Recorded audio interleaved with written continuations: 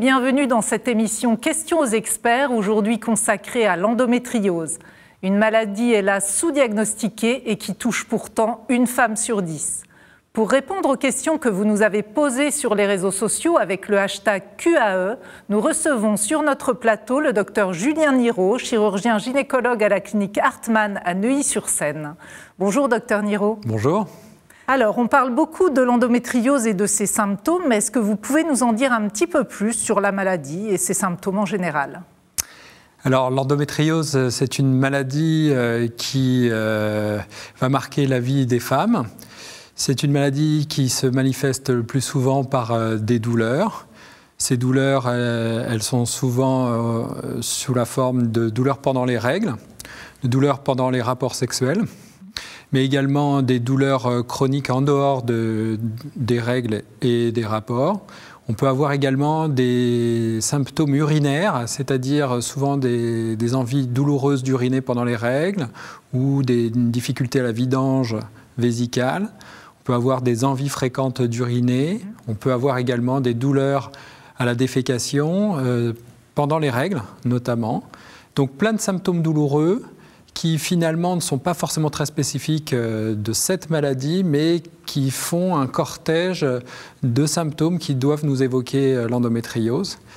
Et le dernier symptôme aussi très fréquent, mais qui ne se diagnostique pas de manière évidente, c'est l'infertilité, hélas. D'accord. Alors justement, il y avait aussi une de nos internautes qui a posé cette question. Est-ce que les symptômes peuvent ressembler à une sciatique ? Alors oui. Il peut y avoir des douleurs de sciatique dans l'endométriose, mais souvent, ce sont des douleurs de sciatique pendant les règles. Voilà. C'est que la lésion qui est à côté du nerf va saigner et donc gonfler un petit peu pendant les règles et donc va irriter le nerf. Et souvent, on a des patientes qui peuvent avoir des douleurs qui descendent dans la fesse, mais surtout pendant les règles. Alors, des fois, ça peut devenir permanent. Mais là, ce sont des formes très avancées et un petit peu plus complexes. Mais il faut retenir que les douleurs de sciatique pendant les règles doivent évoquer une endométriose profonde, c'est-à-dire une endométriose qui a été toucher les autres organes autres que le péritoine. D'accord. Et donc, quelle est l'évolution possible, enfin les risques liés à l'évolution de cette pathologie ? Alors déjà, il y a beaucoup de formes d'endométriose différentes. Il y a des formes qui sont peu symptomatiques, des formes qui sont très symptomatiques, et l'étendue des lésions n'est pas forcément liée à l'intensité des symptômes, contrairement à ce qu'instinctivement on se dirait. En fait, il y a des patientes qui ont très mal alors qu'elles ont des formes plutôt superficielles, et des patientes qui n'ont pas forcément très mal, voire même des fois pas du tout, ça reste une minorité des gens, mais qui ont des formes qui sont assez avancées en termes d'étendue. Donc, pour répondre à votre question, l'évolution, en fait, elle dépend de certaines patientes. On sait que c'est une maladie hormonodépendante. Donc, théoriquement, dans le temps, puisqu'elle est stimulée par le cycle de règles, puisque l'endomètre saigne pendant les règles, donc l'endomètre normal, il est dans l'utérus et il s'en va pendant les règles. Et l'endomètre de l'endométriose, il est à l'extérieur de l'utérus, il est dans le ventre, et donc du coup ça saigne dans le ventre pendant les règles, et ça entraîne une inflammation, une douleur. Et potentiellement, les lésions d'endométriose peuvent grossir, mais parfois elles peuvent rester aussi stables. Et également, il y a des formes où, avec la survenue de grossesse, l'endométriose s'améliore. D'accord. Alors, est-ce qu'il y a aussi finalement un âge précis ou une période particulière de la vie de la femme où on voit plus l'endométriose et ses symptômes apparaître ? Alors, les symptômes peuvent apparaître souvent à l'adolescence avec l'arrivée des premières règles. Et souvent, dans l'errance diagnostique ou pas forcément d'errance, mais on sait que d'emblée, les douleurs pendant les règles, qu'on appelait dysménorrhées, ont été importantes et la patiente a été mise sous pilule, non pas dans un but contraceptif, mais dans un but antalgique, pour les soulager. Donc souvent, ça apparaît à l'adolescence. Mais dans d'autres formes, il y a des modulations d'intensité qui peuvent se faire secondairement.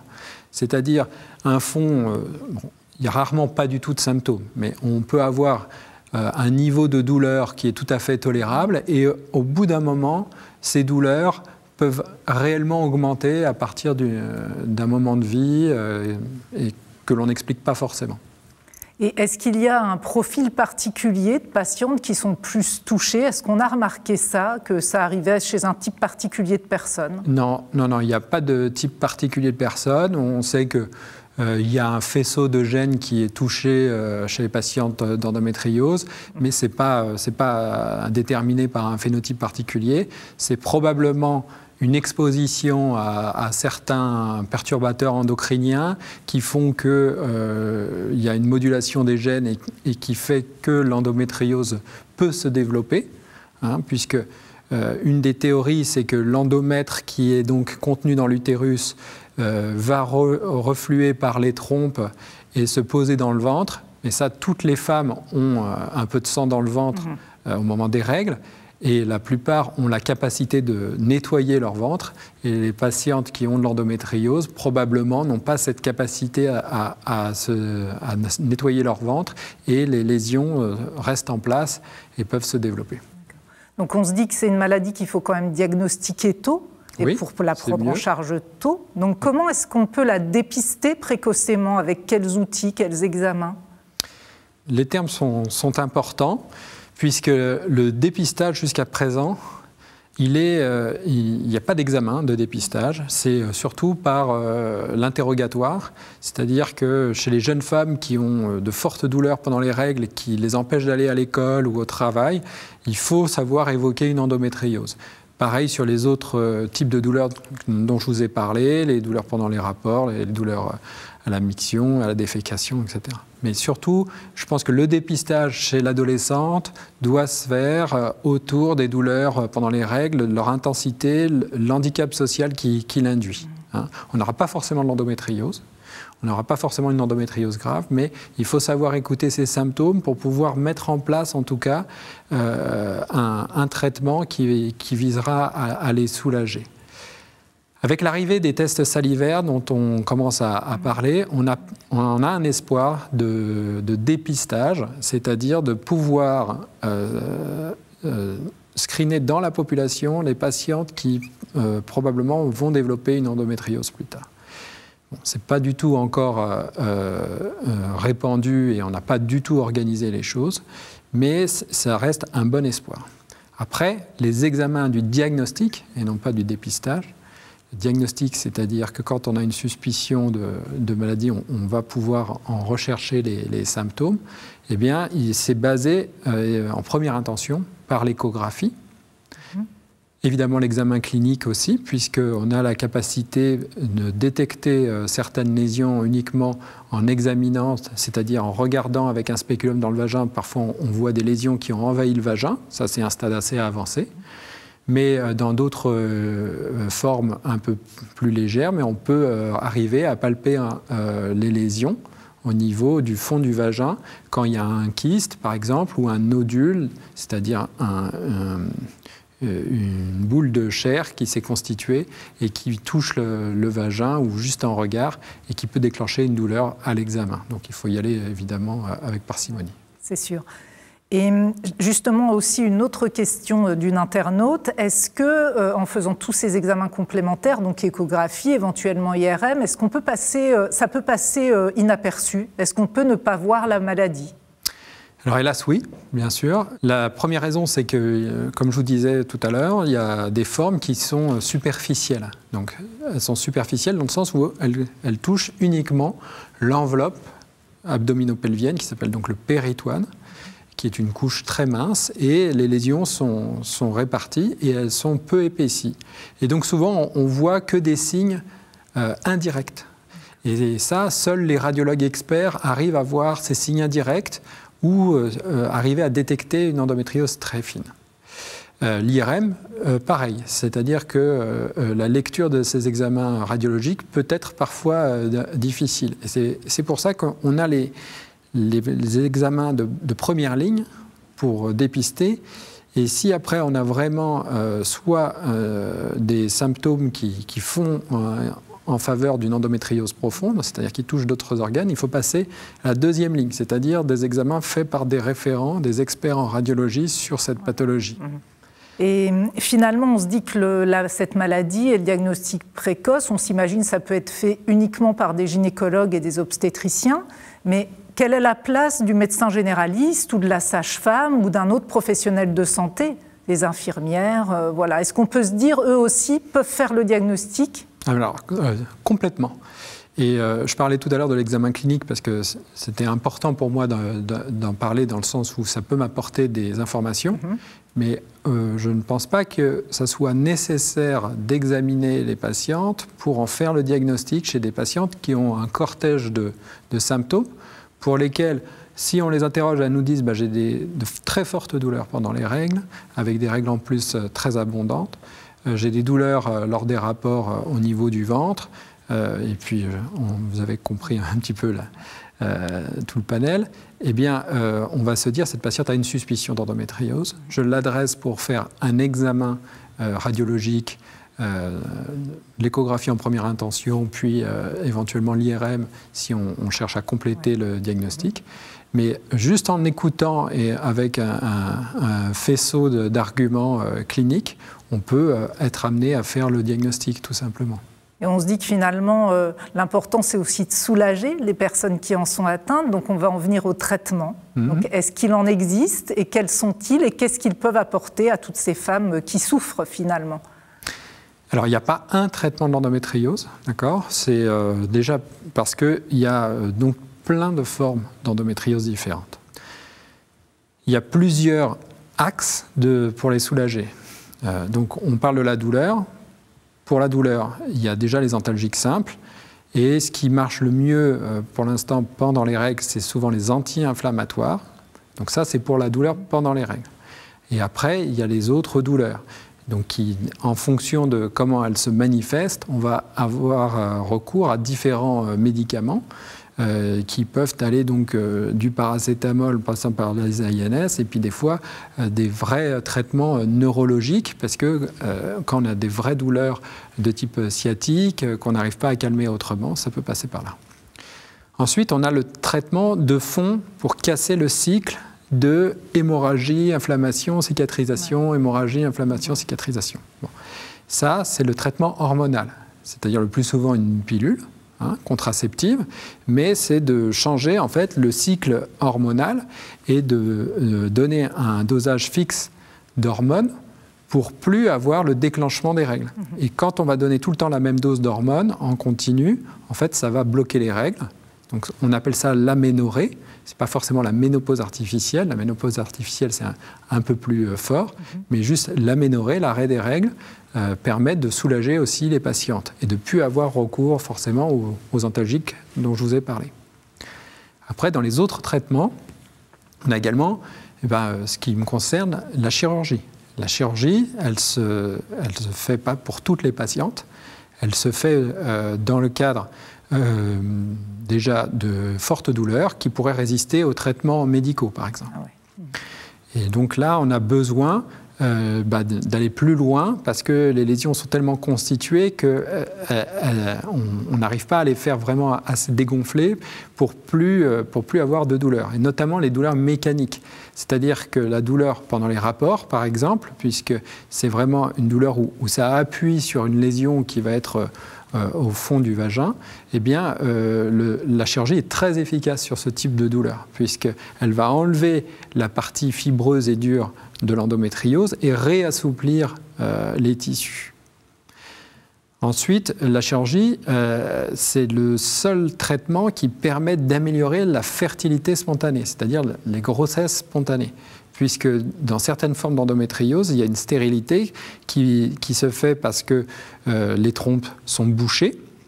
Elle se fait aussi parce que les ovaires sont porteurs de kystes d'endométriose et donc du coup il y a tout un cycle d'inflammation et qui diminue en fait la capacité ovulatoire de la maladie. Et puis il y a toutes les adhérences liées au fait que dans un ventre qui est tout collé, il n'y a pas cette circulation entre les ovocytes et les spermatozoïdes qui arrivent. Alors c'est un petit peu compliqué, je schématise, hein, mais il y a un petit circuit de circulation qui doit se faire librement dans le cul-de-sac de Douglas, qui est l'arrière de l'utérus. Et donc on va lever toutes ces adhérences. Enfin, dans les autres traitements, il y a aussi tous les soins nous on appelle les soins de support liés à l'alimentation, puisque les patientes qui ont de l'endométriose ont une inflammation pelvienne et abdominale. Et donc, du coup, on va manger certains aliments qui vont être anti-inflammatoires, c'est-à-dire qui vont diminuer l'inflammation chronique au niveau des intestins. On aura aussi le recours aux ostéopathes, aux kinés, pour réassouplir les muscles qui, à force d'avoir mal, sont complètement contractés. Et cette contraction a fait que, aussi, dès qu'on les touche, ça fait mal. Et puis, j'oublie d'autres traitements, mais dont les psychologues également, pour aider à aller mieux, puisque quand on a mal beaucoup et depuis longtemps, forcément, on va moins bien. Ouais. Alors justement, est-ce qu'il y a des centres de référence qui rassemblent tous ces professionnels pour une prise en charge encore meilleure ? Alors, à l'initiative de l'HAS, on a créé maintenant des filières d'endométriose qui se font au niveau régional. Et on essaye de créer non pas forcément que des centres, mais en fait plutôt un réseau pour pouvoir orienter les patientes justement dans un circuit qui permet d'être prises en charge. Et c'est-à-dire que il y a des réseaux avec des établissements, on va dire, tête, qui, eux, vont s'occuper déjà d'enseigner, de faire la chirurgie complexe, de l'assistance médicale à la procréation. Mais par contre, il faut aussi qu'il y ait un maillage pyramidal dans le sens où d'aller drainer le plus loin possible les patientes pour pouvoir les récupérer dans le réseau de soins, et pour pas qu'elles errent justement et les faire parcourir les différentes étapes dont elles ont besoin, puisque tout le monde n'a pas besoin d'aller justement à la chirurgie comme on a dit. Des fois, il y a juste besoin chez une adolescente de mettre en place un traitement antalgique et ça va aller très bien pendant des années et peut-être que ça ira très bien toute sa vie parce que la maladie, comme on a dit, elle peut ne pas forcément évoluer et s'améliorer si elle a une grossesse assez précoce. Et donc, chaque patiente va avoir un parcours différent. D'accord. Et j'ai entendu parler aussi d'associations. On en entend quand même pas mal parler, Endomind, plusieurs autres. Qu'est-ce que vous en pensez ? Ça a vraiment un rôle important vis-à-vis de ces patients ? C'est un rôle hyper important parce que c'est une super initiative. Déjà, on sait très bien que les associations de patientes, elles font soulever en fait une demande pour laquelle souvent les pouvoirs publics se rendent compte de l'importance du problème. Ensuite, ce sont souvent des bénévoles de patientes qui ont été elles-mêmes touchées par la maladie, donc elles ont un témoignage assez intéressant à écouter et elles vont réussir à orienter les patientes vers justement les filières de soins. Et en plus, elles sont vraiment notre interlocuteur sur quel type d'informations il serait intéressant de donner, quel discours avoir, parce que la vision médicale est souvent un petit peu différente de la vision patient. Et c'est pour ça que dans tous les établissements de soins, il y a toujours des représentants des usagers. Et bien là, c'est des représentants d'usagers sur cette maladie-là. En tout cas, là, c'est vrai qu'il y a plein de choses positives parce qu'on a maintenant un dépistage plus précoce, un diagnostic. Aussi, on a un développement des traitements aussi et de la prise en charge. Ouais. Donc, c'est quand même un message assez positif qu'on essaye de délivrer aujourd'hui. Est-ce que vous avez un message, un dernier message à faire passer à toutes ces femmes qui souffrent d'endométriose ? Alors, le message, je pense que c'est que les choses avancent, vraiment. Et donc, le fait d'avoir un diagnostic d'endométriose n'est pas synonyme de catastrophe. Il faut au contraire se dire qu'on a été diagnostiqué et savoir que maintenant, il y a des filières qui sont faites avec des centres experts pour soigner toutes les formes d'endométriose. les choses avancent, puisque avant on disait qu'il fallait 7 ans pour un diagnostic. Je pense qu'il y a encore beaucoup d'errances diagnostiques, comme j'en ai vu encore ce matin, mais hélas, on fait de mieux en mieux, puisqu'on médiatise beaucoup la maladie, on en parle, ça devient beaucoup moins tabou, et donc les choses avancent, on progresse sur tous les plans, à savoir les traitements, la chirurgie, qu'est-ce qu'il faut faire pour augmenter la fertilité. Et donc, il y a vraiment un message d'espoir derrière, et c'est loin d'être une catastrophe d'être diagnostiqué endométriose. Très bien, merci beaucoup en tout cas de votre présence et puis d'avoir répondu à toutes nos questions. J'en profite pour vous rappeler que la 19e semaine européenne de prévention et d'information sur l'endométriose s'est déroulée du 6 au 12 mars et que le 28 mars prochain aura lieu la journée mondiale. L'endométriose est donc une maladie reconnue et autour de laquelle il y a une véritable volonté d'information et de communication. C'est donc la fin de cette émission que vous pouvez revoir sur le site Pourquoi Docteur ou sur notre chaîne YouTube. Quant à moi, je vous remercie de votre fidélité et de votre participation au travers de toutes vos questions. Je vous dis au revoir et à très bientôt pour un autre Questions aux experts avec Pourquoi Docteur.